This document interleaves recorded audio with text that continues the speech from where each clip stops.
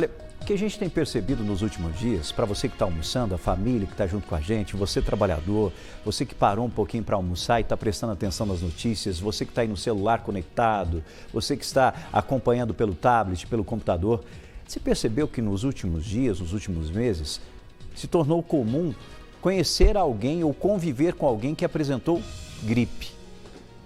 Mas em alguns casos, essas síndromes respiratórias, elas começaram a ter uma gravidade. Com isso, as unidades de saúde aqui na nossa cidade começaram a receber inúmeras e inúmeras pessoas, fazendo com que o prefeito de Uberlândia, Odelmo Leão, assinasse uma lei de decreto, onde declara a situação de emergência em saúde aqui na nossa cidade.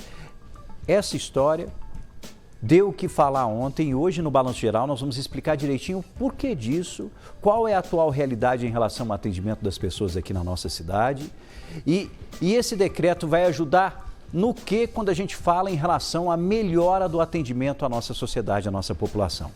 Por isso, o Balanço Geral já começa conversando diretamente com o nosso querido Tarcísio Duarte, ele que está na sede administrativa aqui de Uberlândia, ao lado do secretário de Saúde, para a gente trazer esclarecimentos à nossa população em relação ao decreto, em relação ao atendimento que está sendo realizado e a atual situação de pessoas que estão internadas e a quantidade de leitos disponíveis nas unidades para atender a demanda. Tarcísio, muito bem-vindo, assunto seríssimo que é importante explicar para as pessoas que estão acompanhando o nosso programa nessa quarta-feira. Boa tarde. Oi, Rafa, boa tarde para você também, boa tarde para todo mundo que nos acompanha. Olha, esse decreto de situação de emergência em saúde aqui em Uberlândia se deve realmente a esse aumento no número de casos de síndrome respiratória aguda grave, que inclui aí os casos de gripe e também de Covid-19. Todos os 943 leitos da rede pública de saúde aqui do município estão ocupados. Isso significa que não há mais leito para ninguém. Por isso, esse decreto estabelece um plano de emergência, um plano a ser seguido diante dessa situação. Por isso, a gente convidou aí, então, o secretário de Saúde, Adenilson Lima, para participar aqui hoje do Balanço Geral, para esclarecer quais são as estratégias definidas por esse plano. Seja muito bem-vindo ao Balanço, secretário. Poderia explicar para a gente, inicialmente, o que está sendo traçado diante de uma situação tão preocupante? Boa tarde. Boa tarde. Em primeiro lugar, traçamos medidas para melhorar a assistência dos nossos pacientes e também tirar a sobrecarga de trabalho dos nossos profissionais de saúde, reforçando as escalas de trabalho para que esses profissionais que estão trabalhando com um número bem maior de pacientes possam trabalhar dentro dos limites preconizados. Em seguida, um reforço da vacinação, que passará agora a ir até os pacientes com a busca ativa. Vamos vacinar no terminal central, vamos iniciar a vacinação em escolas, né? E esse decreto, ele permite à Prefeitura Municipal de Uberlândia receber recursos, porque mais médicos, mais profissionais, são mais medicamentos, mais insumos, isso custa para a Prefeitura e esse decreto permite que nós iremos receber incentivos tanto do governo federal quanto do governo estadual para custear essas ações. Secretário, 10 novos leitos foram anunciados a serem abertos aí para atender principalmente a pediatria, né? Como que vai funcionar a abertura desses leitos, a partir de quando eles vão estar funcionando? Os novos leitos serão funcionando a partir do dia 1º de junho, né? Estamos organizando as escalas de trabalho. A Organização Social Missão Sul da Terra, que toma conta do Centro de Internação Pediátrica, que já estava tomando as providências cabíveis, e esses leitos serão disponíveis via central de regulação já na primeira semana do mês de junho. Secretário, a população acompanha essas notícias, vê o aumento do número de casos de gripe, de Covid-19. Quais outras medidas que não sejam somente a imunização podem ser tomadas pelas pessoas diante de um quadro como esse? Nesse momento, são essas principais medidas que a Prefeitura vai tomar. É claro que as pessoas sintomáticas devem usar máscara, mas ainda não temos nada definido de utilização forçada de máscara e as pessoas têm que procurar se alimentar melhor, se agasalhar melhor nesses períodos do início do dia, que estão mais frios, mas é uma época de muita incidência das doenças respiratórias, né? Que nós estamos tomando essas precauções, essas medidas, por causa da alta demanda que estamos tendo em nossas unidades de pronto atendimento. Vou pedir que o senhor permaneça aqui com a gente. Afinal, o Rafael dos Anjos está acompanhando tudo do estúdio e tem uma pergunta para o senhor. Exatamente. Primeiramente, muito obrigado ao secretário pela disponibilidade de conversar ao vivo com a gente. Não é uma pergunta só minha, mas é uma pergunta da nossa população. Primeiro, o seguinte, a preocupação em relação aos leitos. Existe a possibilidade de abertura de mais leitos para atender a população?